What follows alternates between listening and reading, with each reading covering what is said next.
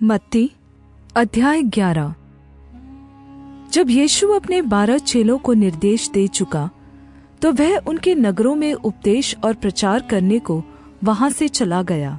यूहन्ना ने बंदीगृह में मसीह के कामों का समाचार सुनकर अपने चेलों को उससे यह पूछने भेजा, क्या आने वाला तू ही है या हम दूसरे की प्रतीक्षा करें?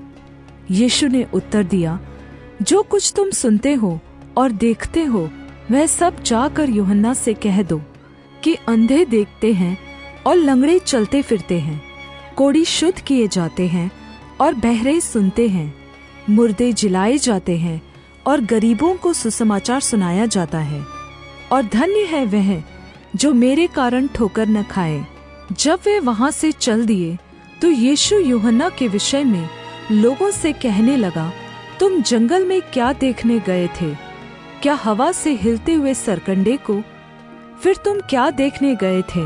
जो कोमल वस्त्र पहनते हैं वे राजभवनों में रहते हैं। तो फिर क्यों गए थे? क्या किसी भविष्यद्वक्ता को देखने को? हाँ, मैं तुमसे कहता हूँ, वरन भविष्यद्वक्ता से भी बड़े को। यह वही है जिसके विषय में लिखा है कि देख, मैं अपने दूत को तेरे आगे भेजता हूँ, जो तेरे आगे तेरा मार्ग तैयार करेगा। मैं तुमसे सच कहता हूँ कि जो स्त्रियों से जन्मे हैं उनमें से यूहन्ना बपतिस्मा देने वाले से कोई बड़ा नहीं हुआ, पर जो स्वर्ग के राज्य में छोटे से छोटा है वह उससे बड़ा है। यूहन्ना बपतिस्मा देने वाले के दिनों से अब तक स्वर्ग के राज्य में बलपूर्वक प्रवेश होता रहा है और बलवान उसे छीन लेते हैं। यूहन्ना तक सारे भविष्यद्वक्ता और व्यवस्था भविष्यवाणी करते रहे, और चाहो तो मानो एलिया जो आने वाला था वह यही है। जिसके सुनने के कान हो वह सुन ले। मैं इस समय के लोगों की उपमा किससे दूं? वे उन बालकों के समान हैं जो बाजारों में बैठे हुए एक दूसरे से पुकार कर कहते हैं कि हमने तुम्हारे लिए बांसुरी बजाई और तुम न नाचे, हमने विलाप किया और तुमने छाती नहीं पीटी। क्योंकि यूहन्ना न खाता आया और न ही पीता, और वे कहते हैं कि उसमें दुष्टात्मा है। मनुष्य का पुत्र खाता पीता आया, और वे कहते हैं कि देखो, पेटू और पियक्कड़ मनुष्य, चुंगी लेने वालों और पापियों का मित्र। पर ज्ञान अपने कामों में सच्चा ठहराया गया है।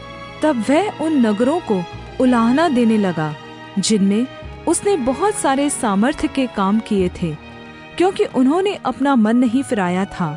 हाय खुराजीन, हाय बेतसैदा, जो सामर्थ्य के काम तुम में किए गए, यदि वे सोर और सिदोन में किए जाते तो टाट ओढ़कर और राख में बैठकर वे कब के मन फिरा लेते। परंतु मैं तुमसे कहता हूँ कि न्याय के दिन तुम्हारी दशा से सोर और सिदोन की दशा अधिक सहने योग्य होगी। और हे कफरनहूम, क्या तू स्वर्ग तक ऊंचा किया जाएगा?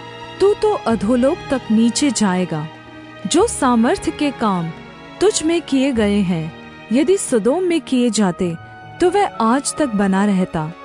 पर मैं तुमसे कहता हूँ कि न्याय के दिन तेरी दशा से सदोम के नगर की दशा अधिक सहने योग्य होगी। उसी समय यीशु ने कहा, हे पिता, स्वर्ग और पृथ्वी के प्रभु, मैं तेरा धन्यवाद करता हूँ कि तूने इन बातों को ज्ञानियों और समझदारों से छिपा रखा और बालकों पर प्रकट किया है। हाँ हे पिता, क्योंकि तुझे यही अच्छा लगा। मेरे पिता ने मुझे सब कुछ सौंपा है, और कोई पुत्र को नहीं जानता केवल पिता, और कोई पिता को नहीं जानता केवल पुत्र, और वह जिस पर पुत्र उसे प्रकट करना चाहे। हे सब परिश्रम करने वालों और बोझ से दबे लोगों, मेरे पास आओ, मैं तुम्हें विश्राम दूंगा। मेरा जुआ अपने ऊपर उठा लो और मुझसे सीखो, क्योंकि मैं नम्र और मन में दीन हूँ, और तुम अपने मन में विश्राम पाओगे। क्योंकि मेरा जुआ सहज और मेरा बोझ हल्का है।